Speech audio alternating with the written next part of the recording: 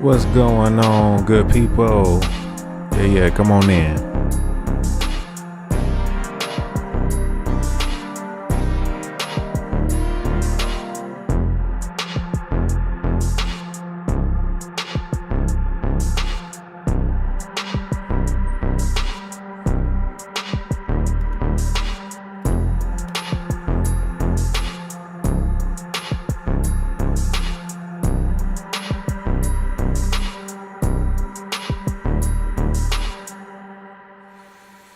Alrighty, here we go then. Another week of Let's Agree to Disagree. It's your boy, your host with the most, Mexico coast to coast. And we here doing this thing one more again. This is the last Thursday in February now. I think February was pretty good to me. I hope February was good to y'all. Hope y'all all enjoyed y'all Black History Month. I'm looking here because my stream on screen, my chat on the screen ain't loading in right now. And I'm not sure why. I'm trying to troubleshoot it a little bit and it is not loading in right now. I don't know what I broke. I don't know what I got to do to fix it. We're just going to rock without it for now. But yeah, usually that little gray screen or that blacked out screen there got the chat in it. But I don't know why it's not working right now. I tried reloading it and it's just not playing along here. No matter, we carry on anyway. So here we go. This is now episode 9 of Let's Agree to Disagree. I was thinking about it and I took a little bit more time to decide that I think my goal here for season 2 is 36. That's the number I settled on that I want to aim for with this. So we got it. I want to hit 36 episodes. And if we 9 episodes in so far, that means we about 25% of the way there. And as far as much as this show has grown and evolved since I started, I think 9 episodes in, it's kind of fun to see that this show has grown quite a bit. And I'm excited to see how much more we can do between now and episode 36. Sounds like a lot. Sounds like a little ways away, but shoot, that'll be here before you know it. And we'll be wrapping up. And then, I do want to take that time then to take a step back and reassess and reload and get ready to do a season 3. I think because beyond that, I do think there's a lot of ways that we can continue to improve the format and make it bigger and all kinds of fun stuff. But here we are tonight. I'm looking and it's looking like we got a few people rolling in here slowly. That's all good. Say what's up in the chat when you pop in. But this week's topic, then, we are going to go in. Let's see. Episode 9, we're talking about war. And thinking about it further, is that a reflection of outdated power or a necessary chaos in these days and times? Comes up because that boy Trump, he at it again. Now they say he threatening to go to war with Iran and trying to prevent them people over there from getting access to a nuclear weapon, because that would be bad. We know what happened the last time somebody who shouldn't have had access to a nuclear weapon did, and what they did with it. Interesting. Let's see here. I do want to pull in just this little bit of the news clip just to frame, where we at and what we're talking about here. Let's see if I can get it to come in. 1 second here. We're going to come back to the question card.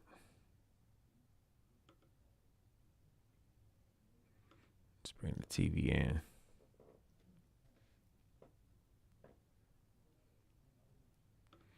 And let's go to the YouTube channel. Hey, that's us. We watching ourselves on the TV. Now, actually, I got the YouTube clip loaded up here though. This is just a bit of Fox News, you know, because we know they do trusty journalism here at Fox News, right? But I want to use this clip just because it do give an interesting look at uh, what's going on with the whole Iran situation, and we're gonna put this all in context here in a minute. So I present this to you here under the fair use guidelines, fair use, coming from Fox News, and here to you for purposes of education and reaction. Let's take a look here. Well, good early morning, Carly. Glad you made it in. Those indirect talks brokered by Oman's foreign minister set to resume any minute now in Geneva. It's not clear if the U.S. will actually engage Iran face-to-face. The notes are passed by intermediaries. Now, many see this as a last-ditch effort to prevent a war between the United States and Iran. And Vice President J.D. Vance shared a recent assessment about their nuclear program yesterday. The principle is very simple. Iran cannot have a nuclear weapon. If they try to rebuild a nuclear weapon, that causes problems for us. And in fact, we've seen evidence that they have tried to do exactly that. So the president sending those negotiators to try to address that problem, as the president has said repeatedly, he wants to address that problem diplomatically, but of course the president has other options as well. Axios reporting White House envoy Steve Witkoff told a private gathering on Tuesday that the Trump administration is demanding that Iran agree any future nuclear deal will remain in effect indefinitely. President Trump and other critics of the 2015 Iran nuclear deal negotiated by the Obama administration seized on those sunset provisions as one of its main flaws. Now, new satellite photos indicate Iran trying to access the 3 nuclear sites bombed by American B-2 bombers and that guided missile submarine in June as part of Operation Midnight Hammer. Iran's foreign minister says his country is not ready to give up what he calls peaceful nuclear technology. And the Pentagon continues to bolster forces in the region. A squadron of 5th-generation F-22 Raptors arrived at an Israeli air base for the first time yesterday. More Raptors landed in Britain yesterday from the 1st Fighter Wing based in Langley, Virginia. And evacuations are also underway. Officials say the headquarters of the U.S. Navy's 5th Fleet in Bahrain has now been reduced to mission-critical levels. Less than 100 people remain. We saw something similar before Operation Midnight Hammer, an indication strikes could be coming very soon. Carly, Todd. All right, Lucas Tomlinson live for us in Washington. Lucas, thank you. Them boys over there tripping. Indication live. Strikes could be coming soon. Man, crazy enough. What's happening, old Jay Breezy? I see you there in the chat. What's good? What's good? Appreciate you chilling with me here for a second. All right, and the gifts too. Appreciate the gifts. See, that's too kind. Too kind. We do appreciate it though. Okay. So they're trying to stop Iran from getting access to nuclear weapons. And I want to go back again thinking about where we left off last week's question, talking about the release of the alien files coming in. All of the UAP and UFO files. And I want to share a train of thought I went on with one of my personal AI assistants. Should talk to Mr. G about switching you to percussion. We could definitely look into that. Jay Breezy. We could definitely look into that.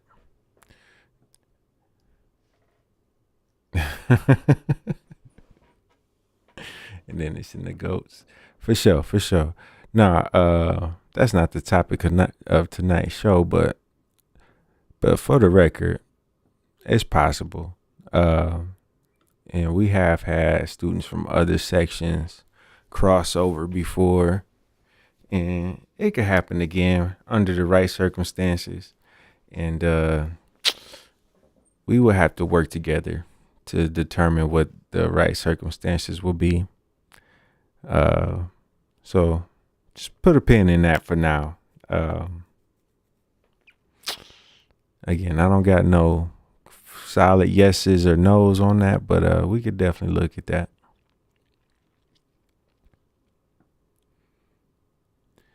All right, and then there we go. I see Teresa. What's up, Mom? Appreciate you coming through, supporting the stream. Hey, I like that. The GG, that's nice. All right. So, outdated power versus necessary chaos. That point about necessary chaos, though, that comes in because I was having a conversation with my mom just earlier this week. We was going in and reviewing the topic of the Leviathan, the creature from the Bible.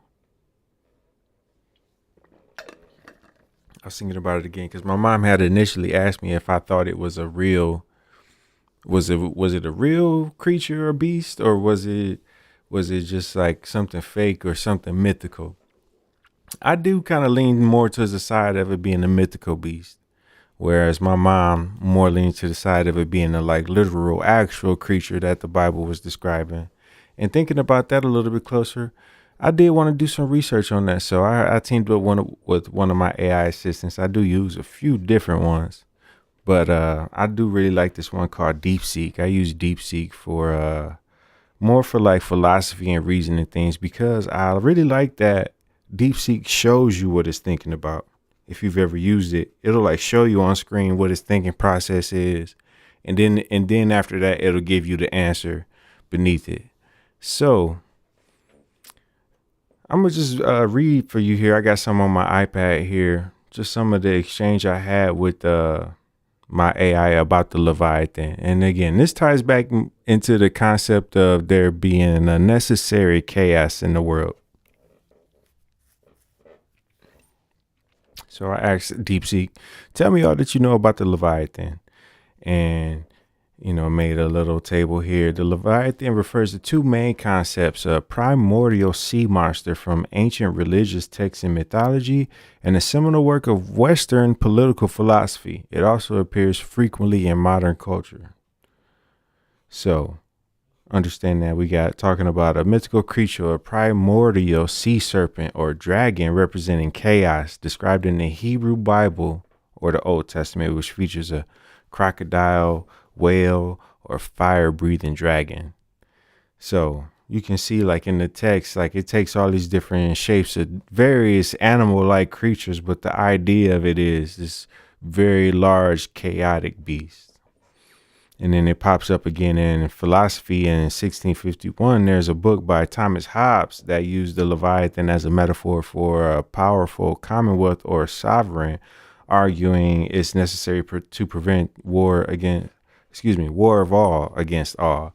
So this book from the 1651s is kind of positioning the Leviathan as like a metaphor for the commonwealth or the sovereign, like this idea that people need a ruling class or a government of some sort to keep people from going again all out war against themselves. That may be true on some levels. And then in modern culture, we see it in like popular culture films like Giant Monsters and The Lost Empire, or the creature class in video games, things like that. And then I went a little bit more specific from there, telling that I want to know more about the role of the Leviathan in the Hebrew Bible and the perspective of the Hebrew people on it. Let's get a little bit more specific here then. So, shifting focus from the general concept to the specific perspective of the Hebrew people reveals a much more profound and nuanced picture. The Leviathan wasn't just a monster to them. It was a powerful symbol through which they expressed their core beliefs about God, creation, and their place in the world. To understand the Hebrew view, we first have to acknowledge the world they lived in. Their neighbors, like the Canaanites and the Babylonians, had creation myths of their own where their chief god had to violently defeat a great sea monster to establish order. The Hebrew people shared this cultural imagery but radically transformed its meaning. For them, the sea monster was not a rival god, but a creature wholly subordinate to Yahweh. And then that was kind of interesting enough. Not that I disagree with that, or I think that's pretty dope that the Hebrew people was able to take that concept and flip it and say, no matter how big and bad or chaotic the Leviathan is, that still means nothing to our God. That still doesn't stack up or have anything that can affect or control our God. The Leviathan is under control by our God. I think that's interesting that that is the Hebrew perspective, whereas other perspectives look at the Leviathan as this beast that they had to struggle with to subdue. And in the other myths, like they do eventually subdue the Leviathan, but it's a struggle for them. Whereas in the Hebrew God, it ain't no struggle. And then thinking about the differences between these different religions, like the Hebrews versus the Canaanites versus the Babylonians and so on, I thought about this a little bit further. I say this to the AI. Interesting, you mentioned the neighbors of the Hebrews and how they had their own gods. I have been exploring the concept of the cargo cult lately, and I don't think these neighboring communities were all full of active imaginations, building their own mythologies out of thin air. I do think these different groups of people were in contacts with various beings of higher levels of consciousness. And just to throw that idea out there, I didn't pick up the concept of the cargo cult on my own, or I didn't make that up. I actually got that from Billy Carson, who is a pretty dope teacher on these subjects. And shout out to Billy.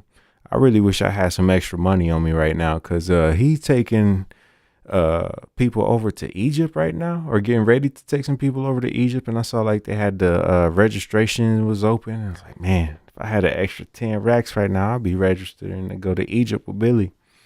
But this concept of the cargo cult, where there was like these indigenous tribes who came into contact with soldiers during World War I and World War II. And, to them, these people were like these beings beyond the explanation. They didn't even have the concept or the language to describe what an airplane was, or what a factory that manufactures airplanes looks like, or any of that. To them, it's like this little sky bird made out of metal just came out of nowhere and dropped off all kinds of cargo, like foods and medicines and weapons. So without any real framework to understand what an airplane is, these people begin to like worship the concept of an airplane and kind of doing these rituals to evoke the spirits of the airplane to come back again. And you see this happen over time, where these people who have been contacted by these more advanced civilizations are impressed upon by the more advanced civilization. And the term cargo cult is born out of that. And I'm saying here at this point with the AI, when we talk about what's the difference between like the Hebrew religion versus the Canaanite versus the Babylonian, what's the difference between all of these different religions? I'm making the argument here that all of these religions are different versions of cargo cults. Whereas I think in another kind of perspective, some people might think of a way to like put one religion against each other. Like, is this one true, or is this one true? Or is, if this one is true, that means the other one is false. And I'm saying that I don't think it's proper to call any of them false. I think it's proper to consider them all real in their own way, and that each of these groups of people were trying to describe their own experiences with the divine and with the, higher levels of power that they might not have language to describe or a framework to understand.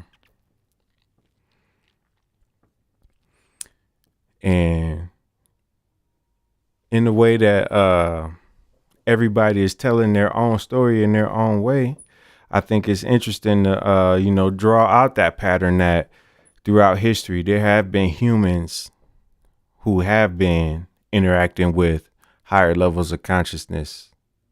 And evidence of it is the, world's religions and the scriptures they wrote about it, and, the ceremonies they talk, or the rituals they talk about, and how you access them. And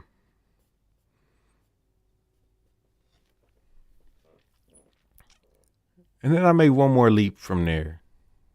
After establishing the idea that these are cargo cults, like, hold on, I'm gonna let the AI go back in here. So after I mentioned that to the AI about the cargo cult, let's see here. The classic cargo cult phenomenon involves a group of people witnessing something utterly beyond their existing frame of reference, like technology arriving via airplane or ship. Lacking the conceptual tools to understand the process, they interpret the event through their own cultural, spiritual framework. They build mock airplanes out of bamboo and perform rituals hoping to attract the gods and miraculous cargo they bring. From this perspective, the various groups, the Canaanites, Babylonians, Hebrews, were all in their own way responding to and interpreting contact with these higher levels of consciousness. Their mythologies are not fiction, but rather the translation of a profound, non-ordinary experience into language and symbols of their time. So,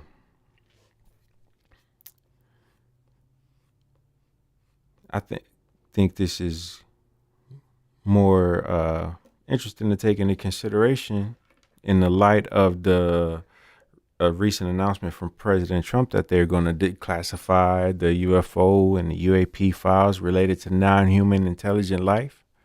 And I think it's likely that there has been ongoing contact with these higher forms of consciousness throughout the ages, all the way up through the modern day. And then in the modern times, this has been a secret that's kept amongst the elites. But, I don't think that there's ever been a period of time where humans weren't interfacing with some level of higher consciousness on our realm. And to go from there, I think the AI gives me another interesting breakdown from there. Let me see here. I'm looking to, I don't got that many people in the chat right now, so I'm just rocking on by myself right now. If anybody got anything they want to chip in or throw in there, I see we got one person on Twitch, one person on TikTok, one person on YouTube. Each platform got one person, If y'all in the chat, go ahead and say what's up for me real quick. My own screen chat ain't working tonight. I don't know why. I got to get that fixed. But anyway.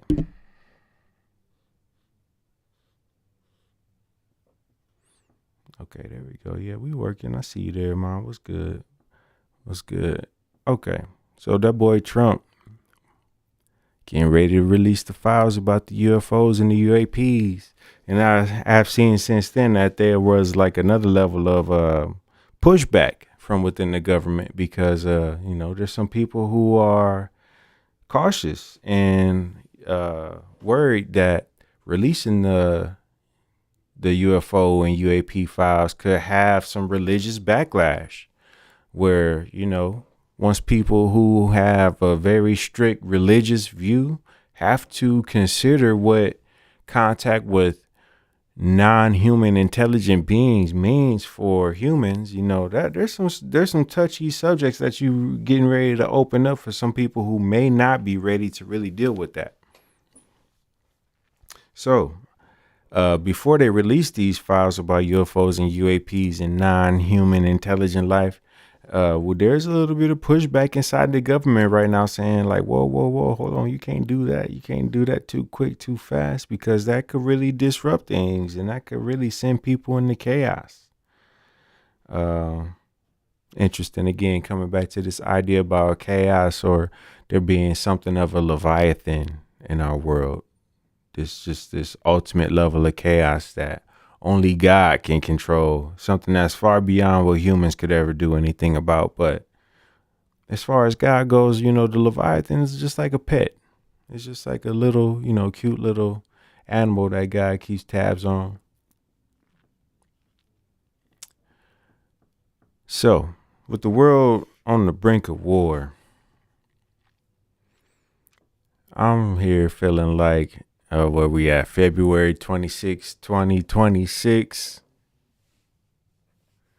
It's like, man, war.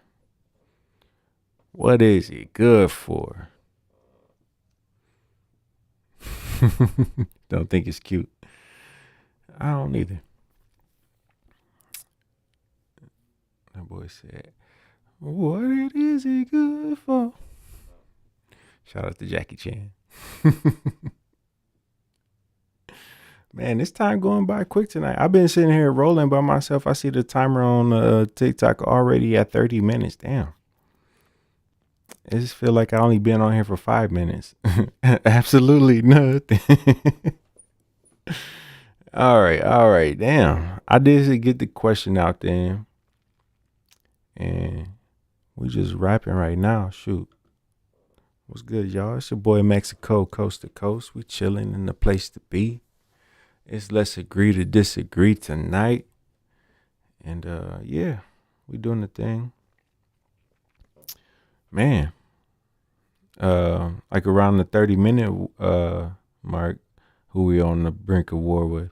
They talking about Iran. Them boys over in Iran, America is trying to stop them from producing nuclear weapons, and they've been kind of showing signs again that that's what they trying to do over there in Iran. They trying to make some nuclear weapons. So we can't have that. That would be bad. And now it's our business to go over there and stop them from doing that. Good news is I did see that if we got to go over there, they hoping we don't got to go over there. But if we do, I did see that they are hoping to not put any forces on the ground. They don't want to have to put any boots on the ground. If they do this thing over there with Iran, they saying they want to get it done through the air and through the water, through the sea. If they can get it done through the air and through the sea, I mean, I don't want to go to war at all. I'd rather us not go to war. But what they talking about here is if we don't got to put any boots on the ground, hey, I guess that's a good thing. We don't got to put any soldiers over there for no reason, over there risking their lives for no reason.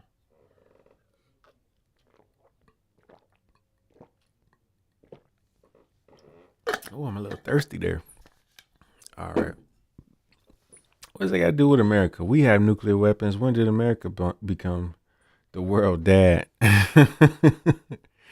Well, shoot. I guess that's kind of the benefit having the first nukes. You get to be the dad now, because if anybody else had the first nuke and had used it, that's the thing. Because like there are a couple other countries with nukes, but they haven't really been in position to use them.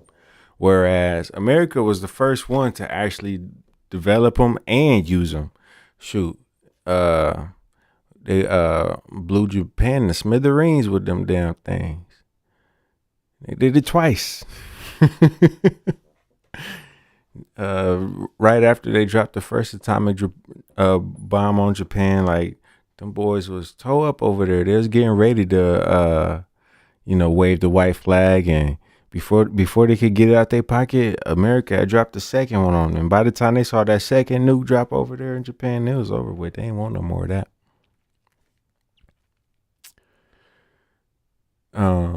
So yeah, I guess that's why America gets to be the world's dad when it comes to nukes, because we did it first, and we not only just made one, we actually used one first. And them things ain't no joke. Once them things come out, it ain't no turning back. That's why it's a big deal for them to try to stop anybody else from getting to that level, or anybody else who not on our side, because it's other countries who we got agreements with. But when it comes to these crazy countries that we don't got agreements with, we got to be careful with them.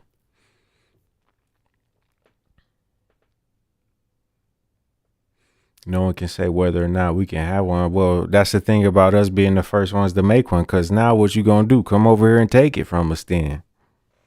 You know how them Billy Badass Americans be. Shoot, you don't like us having nukes? Come take them then. That's the time that America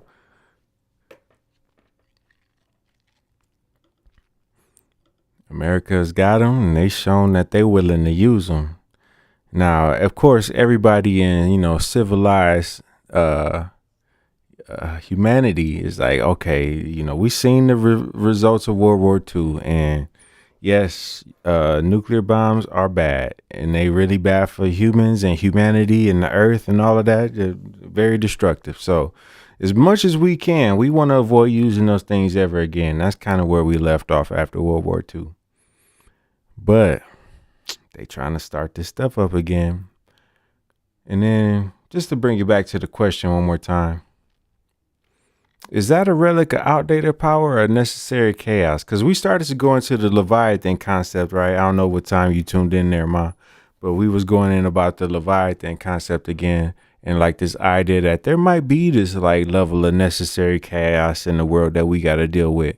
But the other side of the question here is that just outdated power? You know, this whole thing where we got to go to war with these other people fighting over oil and stuff and fighting over who get to have which weapons or not. Is that just outdated power systems that we getting ready to get rid of? Because when we kick all of this the old guard, the global powers in place right now, once all of that wear away, what are we even fighting for anymore? We all on this planet together. We can share these resources. And then we about to enter this new age of AI abundance. It's gonna be more than enough food and wealth for everybody to go around. Like, what are we really fighting for? I do feel like there's a level of the future where it ain't gonna be.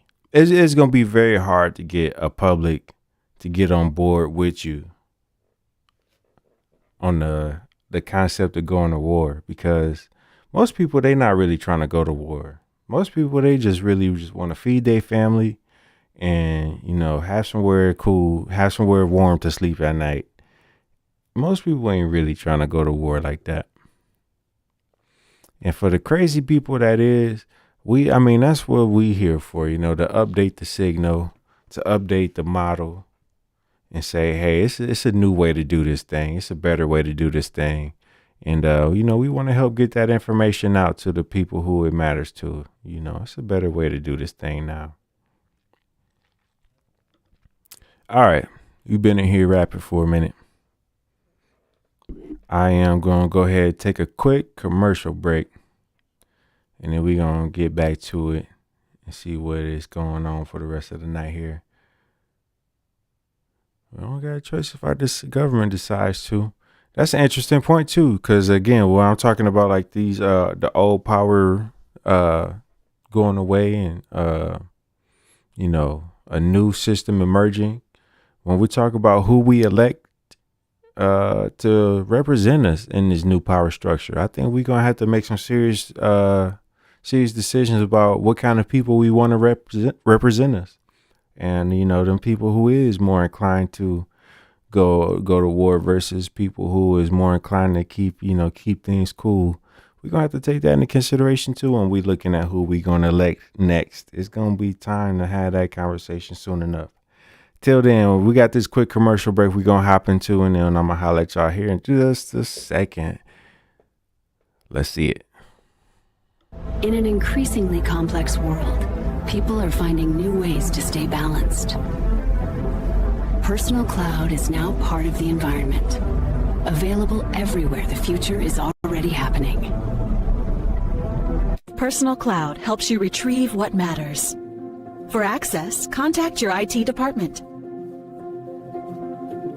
Availability subject to reality.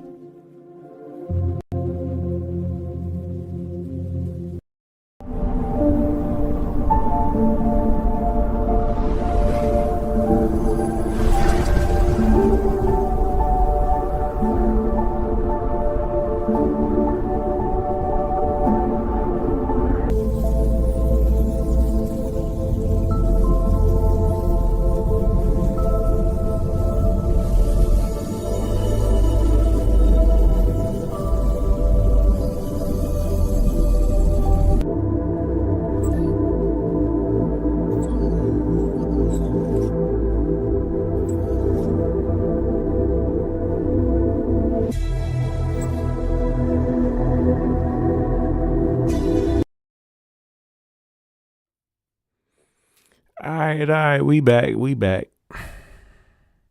Quick little commercial break. Give me a second to reset there. Let's see here.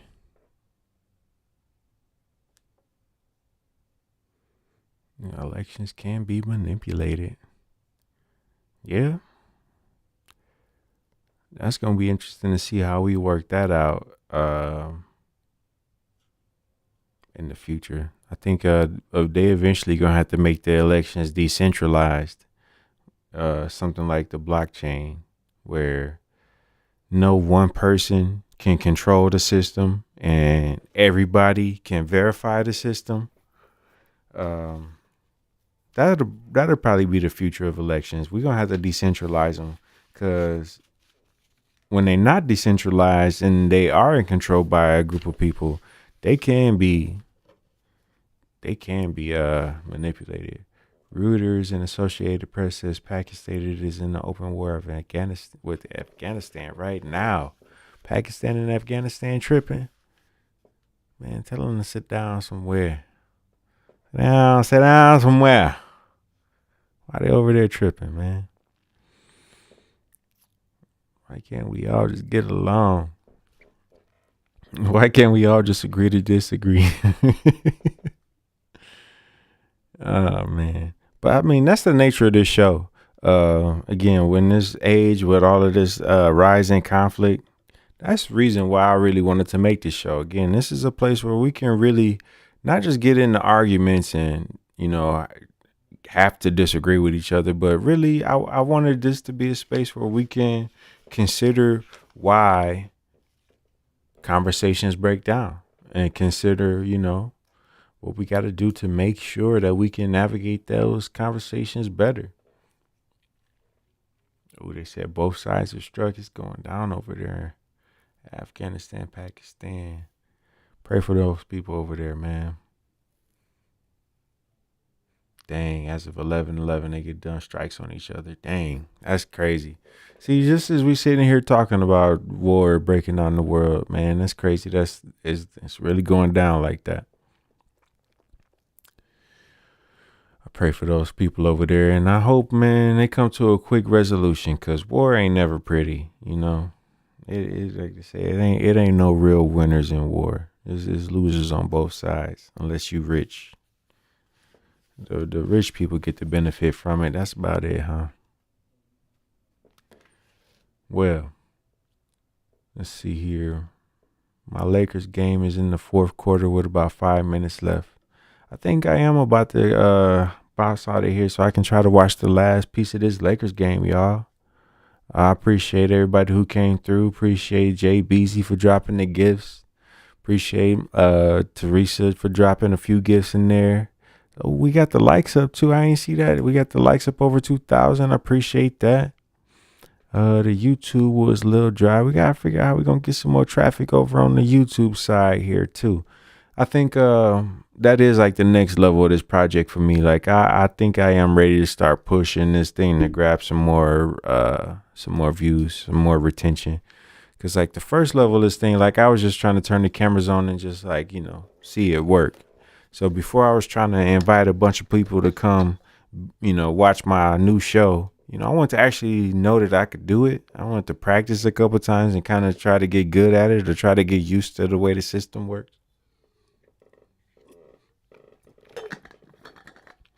After 9 episodes, it's like, okay, I kind of get it. I kind of get how the system works. I know which buttons I'm pushing. And yeah, that's what I want to see here next. I want to try to bump up these view counts a little bit. Good to see the subscribers are still flowing in. What, we up to 180? I can't see the text is small. 185.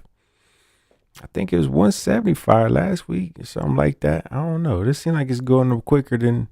It's picking up speed. The more we keep this up, it do seem like it's picking up speed. It's all the way at 185 this week. All right. Appreciate everybody. I'm gonna let the theme song rock one more time, and we're gonna get ready to turn these cameras off for the night, because I'm trying to go watch the last part of my Lakers game. Them boys down right now too. Damn.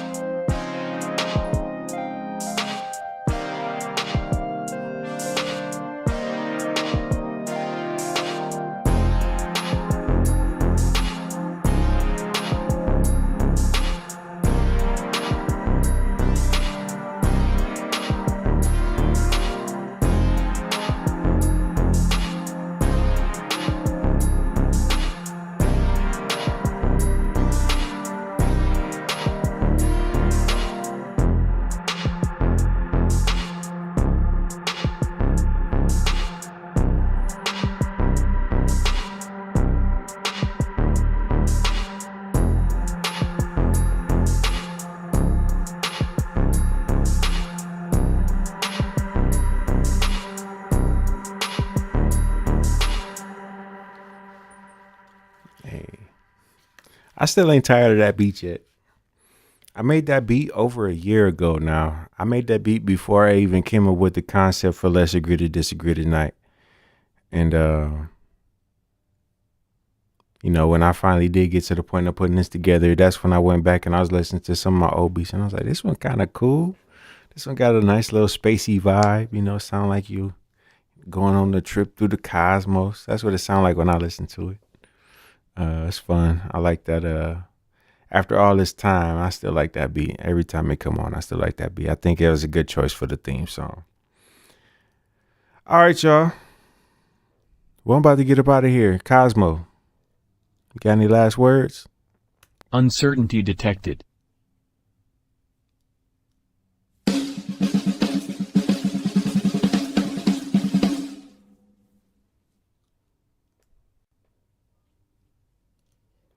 Yeah, uncertainty detected. Because who knows what's going to happen next, man. Like I said, we got the world at war. We got the announcement of interdimensional beings being here and being in contact with us, going to drop at any moment.